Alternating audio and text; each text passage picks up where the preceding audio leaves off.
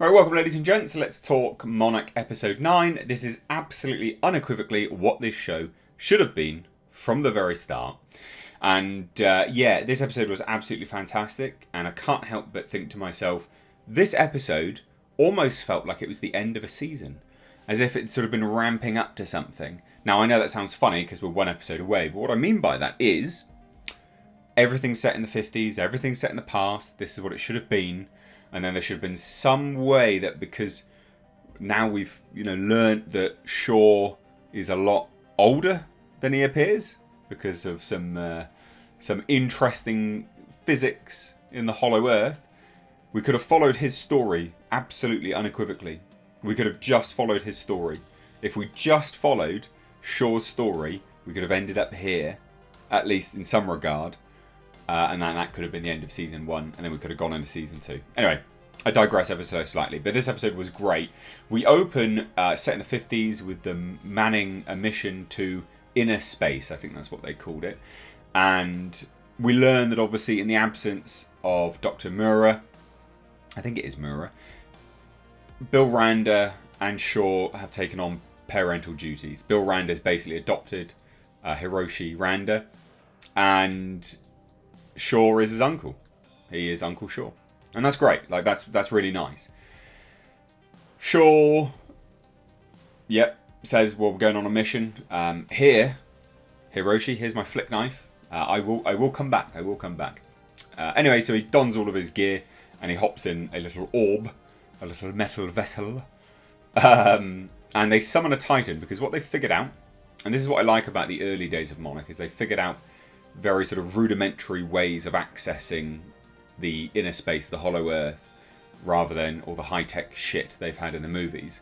So they summon a Titan, and because when you summon a Titan, or you sort of coerce them to coming through a rift, it allows a window of opportunity where the rift stabilizes, because obviously it's stabilized for the Titan to come through, where you can then sort of hitch a ride into the Hollow Earth. I love that. I think that's really cool. But basically something goes wrong and it implodes. And Shaw is jettisoned into oblivion. Obviously not, because we've seen him in the future. He makes it out alive. But that's what we're led to believe. And then Monarch is given a death sentence. No more funding. Done. And then we learn in the future, anyway, when Shaw makes an appearance again, that unfortunately Bill Randa is remembered by Hiroshi Randa as a madman. Someone that just descended into chaos and madness. And apparently he is dead. I really sincerely hope he's not. And I really do hope we see John Goodman's character again. There's definitely a mechanism by which that can occur, which they've already revealed in the show. So I really do hope John Goodman makes an appearance again. That would be great. But I don't think they're going to do it, because it would confuse things as to why these characters are not in the movies. So, but basically, Shaw makes an appearance in. He comes back somehow. We learned that he was basically down in the Hollow Earth for all of what appeared to be about 10 minutes, if that, and 20 years passed. Somehow the physics have caused that. I'd have to take a look back at Godzilla vs. Kong, but I don't remember that being a thing. But I could definitely be wrong. But I'd have to go and rewatch some stuff, because I do not remember that. And anyway, he was down there for about 10 minutes. The creature from the Philippines attacks, what looked like it was the creature from the Philippines anyway. And he got sucked back into another rift. And he appeared in Japan. And got captured by Monarch, basically. And they chose to put him in a home and study him. I don't like that. I think that's stupid. But again, you could have followed Shaw's story throughout this entire series. And then you could have, worked out with him, taking these tablets all throughout his life. There's even a cut scene where he's young Shaw, old Shaw. And then he sees Godzilla on the news and he's like, shit, I need to go do something about this, right? That would have been brilliant. That would have been brilliant. And then somehow he gets back into the Hollow Earth. And then, the rest is kind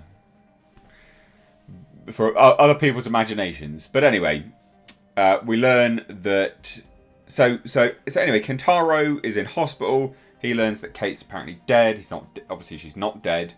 And Monarch believes Shaw's dead as well, but Shaw isn't dead. He finds May. I fucking hate May.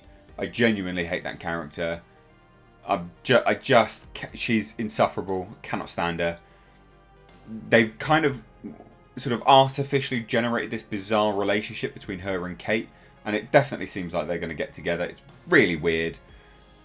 Like, Kentaro, you've been cucked by your sister. Odd. Anyway, she's all like, oh, we need to find Kate. It's like, mate, you didn't even like her that long ago. You were betraying her not long ago. What are you doing? It's very out of character. It's very strange. And she's just terrible, terrible character. But anyway, he tells a story of obviously what happened last time he was in the Hollow Earth. And it is genuinely interesting. But it's fascinating how Hiroshi, when he confronted Shaw, when he'd come back after those 20 years, how he, again, remembers his father as a madman and, you know, his legacy's nothing. I'm hoping that what happens is that Hiroshi finds Bill Rander's files. I'm assuming this is obviously what it is, right? Bill Rander, Skull Island, the files get washed up and Hiroshi finds them, gets them, and that's what inspires him to do what he's doing. I'm going to hope that's what it is. And he believes maybe his father's still alive. That's what I'm hoping. And I do hope John Goodman makes an appearance, but I just can't imagine that will happen based on what's happened in the movies. Anyway, flash cut towards the end of the movie. Kate's there. She's waking up. There's this sort of Titan wild boar thing. I'd have to double check. I think that may have made an appearance in Skull Island. But anyway, it goes to attack her. An arrow shoots it in the eye. And who is it? Dr. Moira. Moira. She's still alive somehow. So I don't really understand what's going on. Kiko Moira is still alive. So time is definitely slower in the Hollow Earth from what it appears. Again, don't remember that. Really don't remember that. But that might just be my bizarre memory playing tricks on me. But she's still alive. She's a badass. She's looking good for her age. They do say that about Asians. Anyway, they do. So this is what it should have been all along. Set in the 50s, for God's sake. Just why didn't they do that? This was great. More of this, please. But it's not going to be. There's one more episode. May will probably stay alive, obviously. And I'd really like a character to die, please. But anyway, apparently Monarch figures out that one of the gamma bursts is a signal. So I'm not overly sure what's going on with that either. Again, maybe that's Bill Rander. Who knows? But there you go. What do you guys think? Let me know down below. This episode was great though. Very, very good. Leave your thoughts. Cheers guys. Take care. Bye-bye now.